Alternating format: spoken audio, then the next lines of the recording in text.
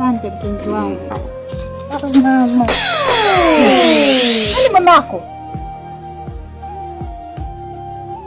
Baba kanituma tangu asubuhi alivyoondoka kazini hajampikia chakula. Baba gani? Wewe mtoto unanifahamu? Ndio, si ni mamangu.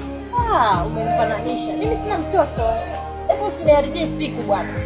Lakini mama, tangu asubuhi alivyoondoka hajampikia chakula. Sawa mama, mimi naondoka, lakini baba ndo alivyonituma hivyo. Wewe umetoka kuniambia hapa kwamba hauna mpenzi. Inakuwaje tena hapa mtoto anakuja kabisa unaniambia hauna mtoto? Alafu unamwona mtoto anakuja kabisa anakuambia baba anataka chakula. Mtoto mimi hata simjui baby.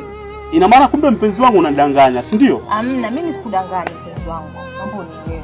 Hasta ametokea wapi? Sijui katumwa na nani jamani. Hebu niache kwanza. Ushaanza kunitia hata wasiwasi. Hapana mpenzi wangu, kwa na amani. Sikiliza nikwambie. Kwa uelewa wangu, hebu niachie kwanza. Weka mkono wako hapa, sawa? Yaani kwa uelewa wangu mimi ninavyojua, mtoto huwa hadanganyi. Mtoto from nowhere asikukuparamia tu hivi akufahamu. Inawezekanaje hicho kitu? Anaweza kama ametumwa pia baby. Ametumwa na nani?